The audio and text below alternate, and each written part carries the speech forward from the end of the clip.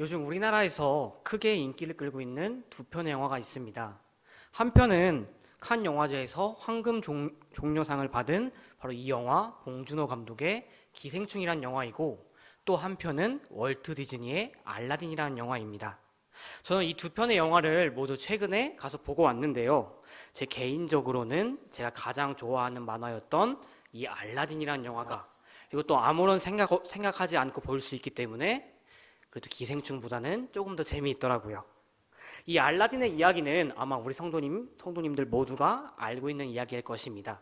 최근에 이 영화를 보셨던지, 아니면 예전에 나왔던 만화를 보셨던지, 그도 아니면 그 예전에 나왔던 천일야화라는 소설을 통해 이 이야기를 접하셨던지 간에, 이 알라딘이라는 이야기는 누구나 아는 흔한 이야기입니다. 부모를 잃고 도둑질을 하며 살아가는 알라딘이란 한 청년이 우연히 램프의 요정 지니를 만나 엄청난 행운을, 커다란 복을 얻게 되는 이야기이지요. 알라딘이 이 지니가 들어있는 램프를 얻을 수 있었던 것은 단순하게 우연이라고 하는 것은 조금 어려운 것 같습니다. 이 영화를 보면 알라딘이 이 램프를 얻게 된 이유에 대해서 그가 진흙 속의 진주 같은 사람이었기 때문이라고 설명하고 있습니다. 즉, 알라딘이라는 인물은 고아이고 가난하지만 다른 사람을 도울 줄 알고 베풀 줄 아는 착한 마음씨를 갖고 있었기 때문에 복을 받을 수 있었다고 설명하는 것입니다. 이 이야기는 착한 마음을 가지면 복을 받을 수 있다는, 우리에게 착한 마음씨를 가지라는 교훈을 주는 이야기입니다. 그렇다고 해서 이 영화를 보고 난 후에 제가 오늘부터 진흙 속의 진주가 되겠다고 아무리 선언해봤자 그것을 통해 복이 내려오지는 않습니다. 왜냐하면 이 이야기는 단지 사람이 만든 이야기이기 때문입니다. 그렇기에 복에 대한 바른 이해를 얻기 위해서는 하나님의 말씀인 성경이 복에 대해서 어떻게 기록하고 있는지 살펴볼 필요가 있습니다. 다윗 왕 때 찬양대 대장이었던 아삽은 그의 시를 통해 복에 대해서 이렇게 결론을 내렸습니다. 하나님께 가까이 함이 내게 복이라. 참된 복은 하나님과 올바른 관계를 맺는 것이라는 것입니다. 아마 그가 보시던 다윗이 받는 복들을 보고 이렇게 이야기한 것인 것 같습니다. 정말로 참된 복의 근원이신 하나님을 가까이 하지 않고 우리가 어떻게 복을 얻을 수 있겠습니까? 그리고 그 복을 많이 받은 다윗은 이렇게 이야기합니다. 허물의 사함을 받고 자신의 죄가 가려진 자는 복이 있도다. 그리고 이어지는 2절에서는 마음에 간사함이 없고 여호와께 정죄를 당하지 아니한 자는 복이 있도다. 다윗은 죄로부터의 용서가 가져다주는 풍성한 복을 노래하고 있습니다. 하나님께 죄 사함을 받는 것 그 자체로가 복이고, 모든 복의 시작은 죄 사함이라는 이야기입니다. 이 복에 대한 말씀을 기억하시고 오늘 말씀을 보시게 되면 놀라운 사실을 발견할 수가 있습니다. 그것은 우리 그리스도인들은 이미 참된 복을 얻었고 그 복을 누리고 있다는 엄청난 사실입니다. 그것으로 끝나는 것이 아니라 그 참된 복을 더욱더 풍성하게 누리는 세 가지 비법을 우리에게 전수해 주십니다. 이 시간 이후로 말씀을 통해 더욱더 풍성한 복을 누리시는 모든 정현교회 성도님들이 되시기를 바랍니다. 우리 성도님들께서 큐티를 매일매일 하고 계시다면 아시겠지만, 바울은 히브리서를 통해 히브리서 전반부에서 1장부터 10장 18절까지는 그리스도가 어떤 분이신지를 설명하고 있습니다. 그리고 오늘 말씀 10장 19절은 그러므로 라는 접속 부사로 말씀을 시작합니다. 이는 이어지는 말씀들이 바울 사도가 초대교회의 형제 자매들에게, 그리고 이 말씀을 읽고 있는 우리에게 말하고 싶었던 권면이 나온다는 것을 시사합니다. 바울이 하고 싶었던 말씀이 무엇이었을까요? 앞에서 말씀드렸듯이 예수 그리스도로 말미암아 우리 그리스도인들은 이미 참된 복을 받았고 그 복을 누리고 있다는 그 사실입니다. 19절부터 22절까지는 우리가 예수 그리스도로 말미암아 누리게 된 참된 복에 대해서 바울 사도는 이야기하고 있습니다. 그러므로 형제들아 우리가 예수의 피로 힘입어 성소에 들어갈 담력을 얻었나니. 구약 시대에는 예수님께서 오시기 전에는 죄 많은 인간이 하나님께 나아가는 길은 극히도 제한되어 있었습니다. 하나님이 임재하고 계시다는 거룩한 장소인 지성소에는 오직 그 지성소만이 하나님께 나아갈 수 있는 유일한 장소였습니다.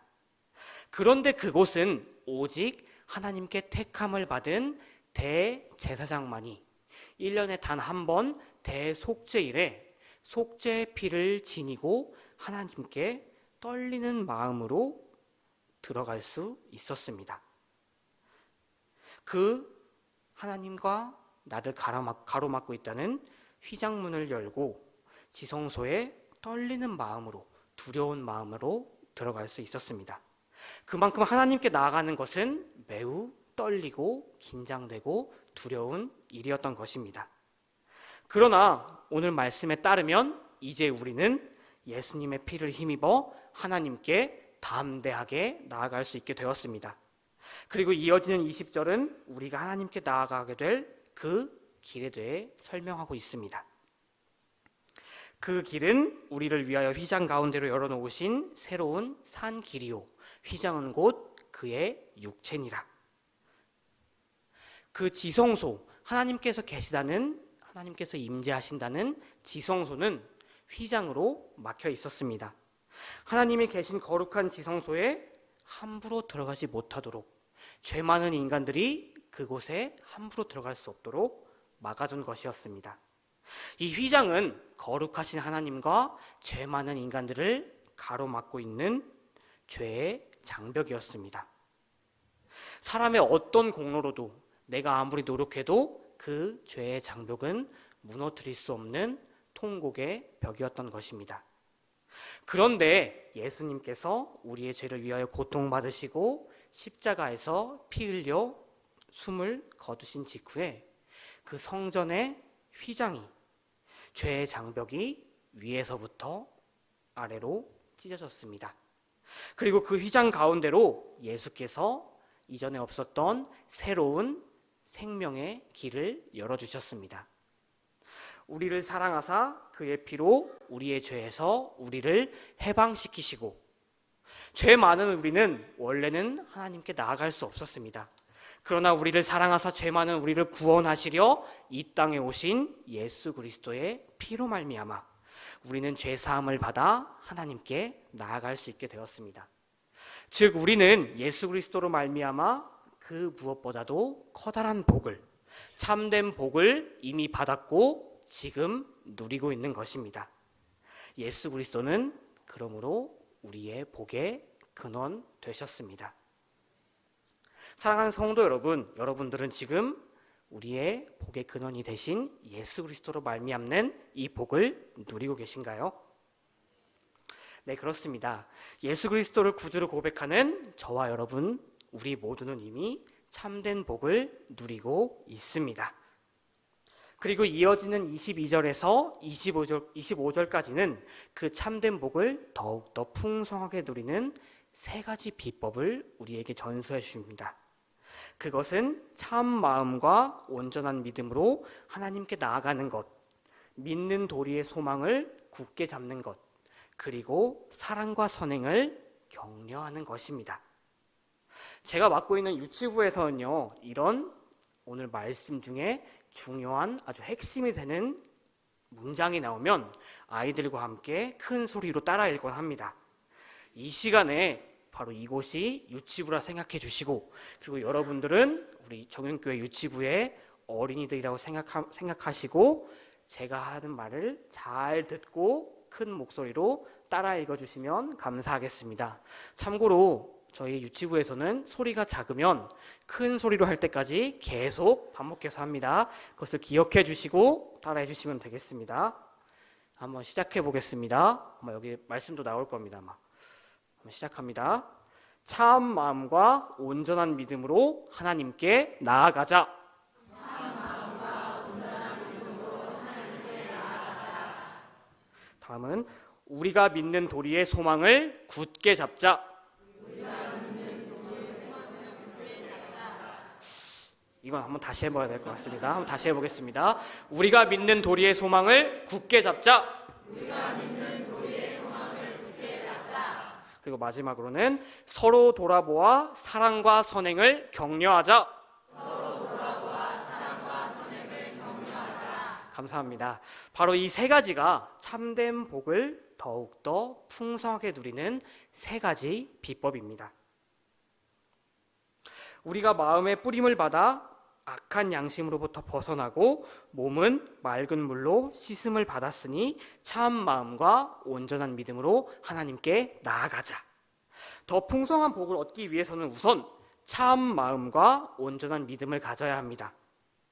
여기에 온전한으로 번역된 헬라어 플레포포리아는 무엇 안에서라는 뜻을 가진 헬라어 전치사 n과 함께 쓰여서 온전한 확신 가운데로 번역해 볼 수가 있습니다. 그렇게 원문 그대로 온전한 믿음을 해석한다면 믿음의 온전한 확신 가운데로 번역할 수 있을 것입니다. 그리고 이를 토대로 참 마음과 온전한 믿음을 원문의 뜻을 따라 한번 번역해 보면 믿음의 온전한 확신 가운데 참된 마음으로 라고 말할 수 있을 것 같습니다. 바로 이것은 하나님을 향한 완전한 신뢰야말로 참된 복을 더욱더 풍성하게 누리는 첫 번째 비법입니다. 또 약속하신 이는 미쁘시니 우리가 믿는 도리의 소망을 움직이지 말며 굳게 잡자. 우리가 굳게 잡아야 할 믿음의 도리는, 이 믿음의 도리라는 것은 우리의 고백을 의미합니다. 그렇기에 우리는 소망의 흔들림 없는 고백을 굳게 붙잡아야 할 것입니다. 여기서 저자는 우리가 내놓아야 할 고백이 무엇인지에 대해서는 정확히 설명해 주지는 않습니다. 그러나 그 고백은 우리가 그리스도를 향한 우리의 신앙 고백일 것이고 그 소망은 그리스도를 향한 우리의 소망일 것입니다. 그리스도를 향한 우리의 신앙 고백과 그리스도를 향한 소망을 어떤 상황 가운데에서라도 굳게 붙잡는 것, 바로 이것이 바울 사도가 말하는 두 번째 비법입니다. 마지막으로 우리가 가져야 될 참된 복을 더욱더 풍성하게 누리기 위해서 우리는 서로 사랑과 선행으로 서로를 격려할 수 있어야 합니다. 서로 돌아보아 사랑과 선행을 격려하며 모이기를 패하는 어떤 사람들의 습관과 같이 하지 말고 오직 권하여 그 날이 가까움을 볼 수 있도록 더욱 그리하자. 이를 통하여 우리 안에 그리스도의 참된 사랑과 기쁨이 가득 차게 될 것입니다. 하늘의 시민권을 가지고 그리스도의 몸이라는 교회에 속하여 있는 우리는 함께 모여서 그리스도에 대한 사랑과 그분을 따르고자 하는 선행을 서로 격려해야 합니다. 그리스도 안에서 한 몸을 이루고 서로 지체된 성도들은 우는 자들로 함께 울고 웃는 자들로 함께 웃으라는 성경의 말씀대로 이런 태도를 항상 지닐 수 있어야 합니다. 이상에서 우리는 예수 그리스도로 말미암아 누리게 된 참된 복을 더욱더 풍성하게 누리는 비법이 무엇인지 알게 되었습니다. 그것을 한번 다시 정리해 보면 참 마음과 온전한 믿음으로 하나님께 나아가고 우리가 믿는 도리의 소망을 굳게 잡고 서로 돌아보아 사랑과 선행을 격려하는 것, 바로 이것이 우리에게 주어진 세 가지 비법입니다. 사랑하는 성도 여러분, 우리는 항상 백종원 아저씨가 TV에 나와서 요리의 비법을 알려주면 그것을 막 받아 적고 사진 찍어서 그대로 당장 다음 요리에 적용해 보려고 노력을 해봅니다. 그런데 바울 사도가 우리가 더욱더 풍성한 복을 받을 수 있는 세 가지 비법을 알려주었으니 우리는 당장 이것을 우리 삶에 적용할 수가 있어야 됩니다. 이 세상 속에서 흔들림 없이 하나님을 신뢰하는 것, 바로 이것이 바울 사도는 첫 번째 비법이라고 이야기합니다.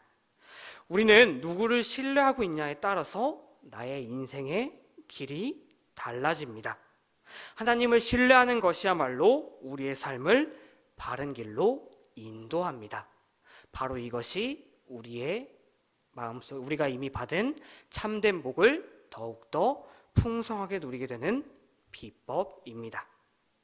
이 세상 속에서 그리스도를 향한 소망을 더욱더 굳게 붙잡으십시오. 천국을 향해 나아가는 우리는 세상의 헛된 것을 쫓는 것이 아니라 소망의 고백, 그 고백을 우리의 여정의 나침반 삼아 올바른 길로 나아가야 합니다.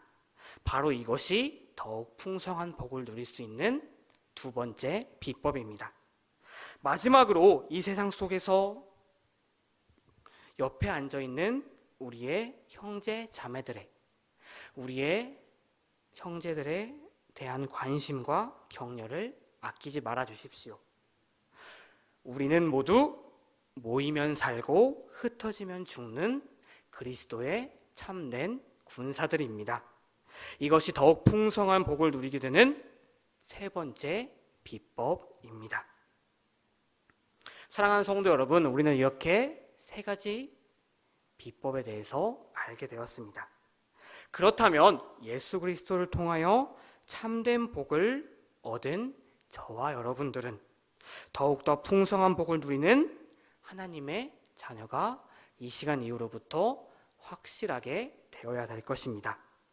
이 더욱더 풍성한 복을 누릴 수 있는 모든 정은교회 성도님들, 하나님의 자녀가 되시기를 간절하게 소망합니다. 이 시간 우리 함께 잠깐 짧게 기도하겠습니다.